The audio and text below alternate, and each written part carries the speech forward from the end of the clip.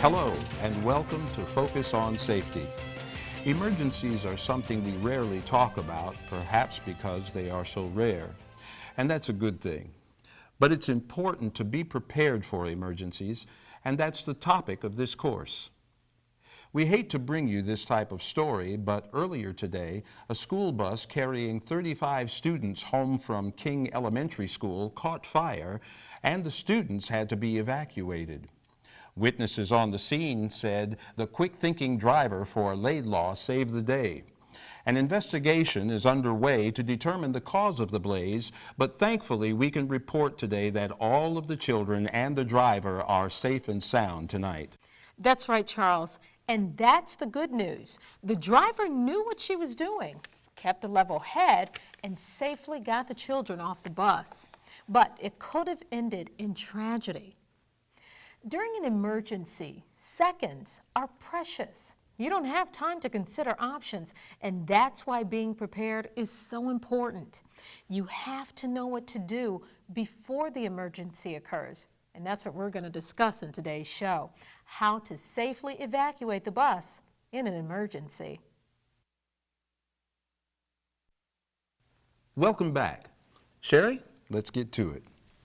Well, first, let's discuss what we mean when we say emergency situation. If your bus breaks down or you have a minor collision, the students should probably remain on the bus. In fact, in most situations, they're far safer inside rather than outside of the bus. But if there's a fire, danger of fire, or if the bus is in a place where it could be struck by another vehicle, the students should be evacuated. In the event of a fire or danger of fire, the bus should be stopped and evacuated immediately. Students should be taken at least 100 feet away from the bus and stay there until you instruct them otherwise. Remember to count the students as they exit the vehicle, and once they're all assembled in a safe place, count them again. If your bus is in an unsafe position, or when the danger to the children is clearly greater inside the bus rather than outside, it should be evacuated. For example, maybe you broke down in the middle of the road along a blind curve, or perhaps you stalled over railroad tracks. Sometimes, even if you've pulled off the road, the actual position of the bus may still be too dangerous to leave the children on board.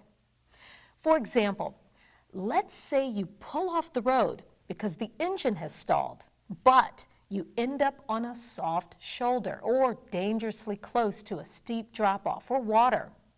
Your primary concern is always the safety of the children. In the event of an emergency, take every step to keep the students safe, and remember to count the students to be sure you haven't forgotten anyone. Now it's your turn. Can you think of an emergency that would require you to evacuate the school bus? It's vital that you know how to evacuate your students in the event of an emergency. There are several ways to evacuate a bus.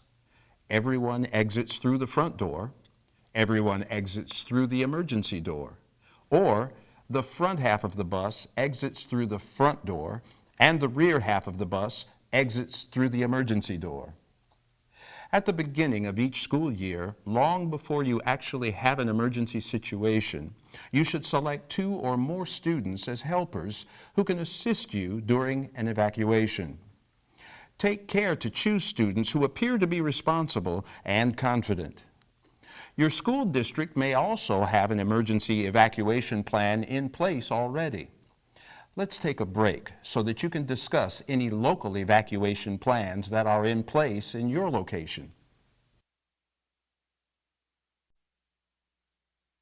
If you drive a special education vehicle, or even if you're driving a regular school bus but happen to have a special needs child on board, you may need to carry students out and away from the bus. To avoid injuring yourself, follow the rules for lifting.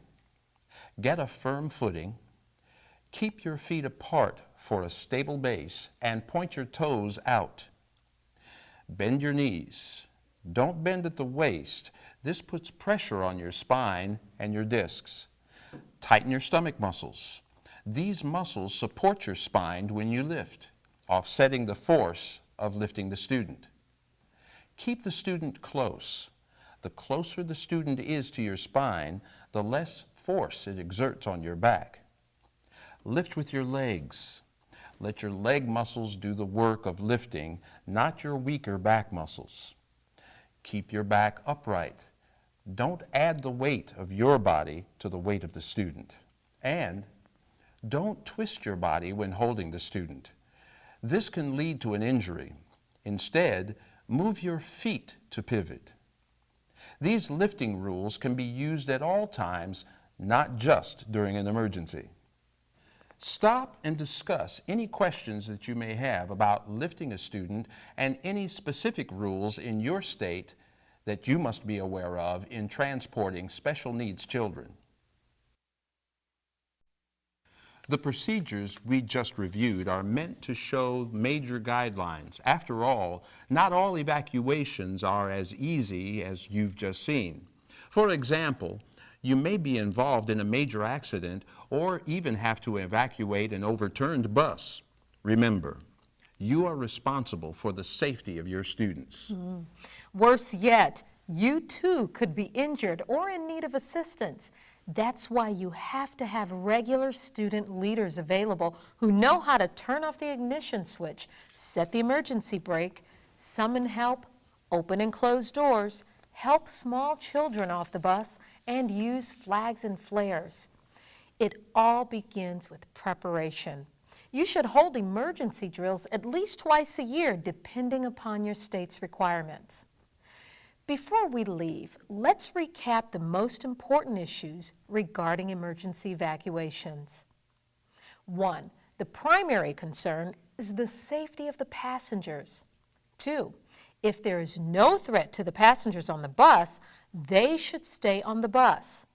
3, always stay calm and direct the students clearly and calmly.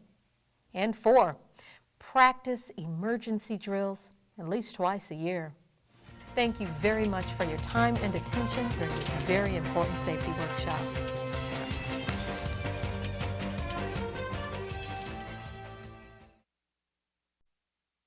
We want to review how to evacuate students through the front door.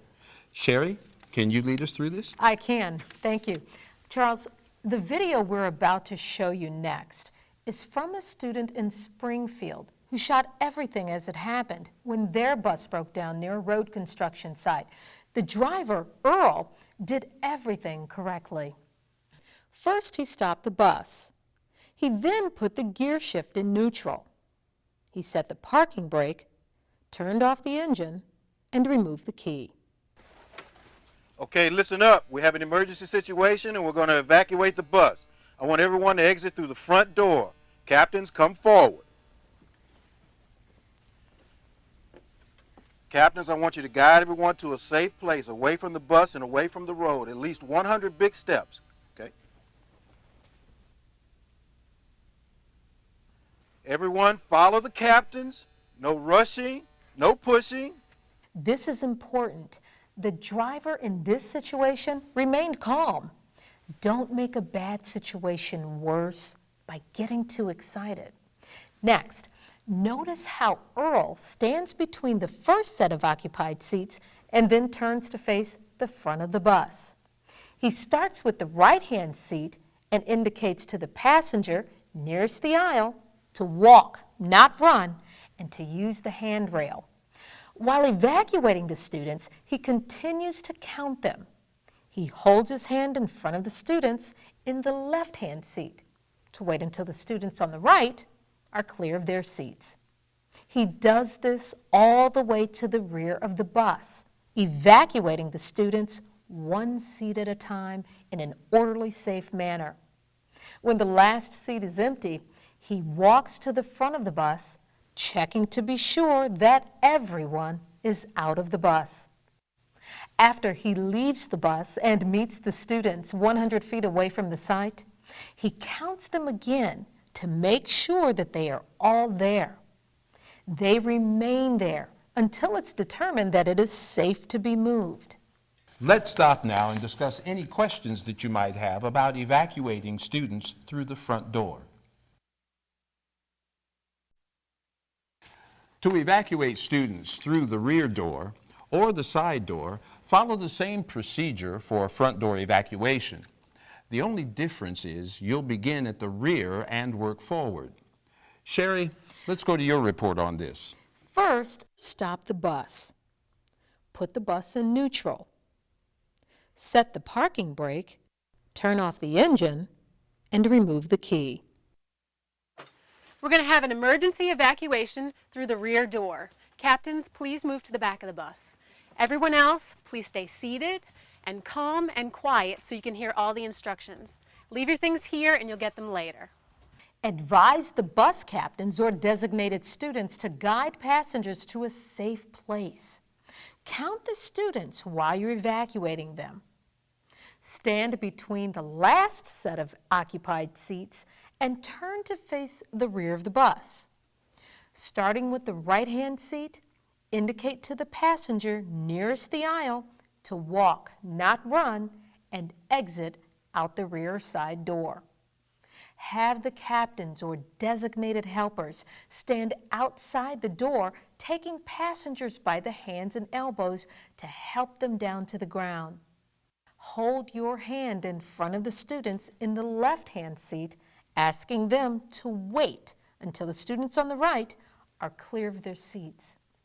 Continue all the way to the front of the bus, evacuating the students one seat at a time in an orderly, safe manner. When the last seat is empty, walk to the rear of the bus, checking below and between the seats to be sure everyone is off the bus. Then exit through the rear door. Make sure the students are at least 100 feet away and remain there until you determine it is safe to move. Take a head count to be sure all the students are there. Stop now and discuss any questions you might have about evacuating students through the rear or side doors.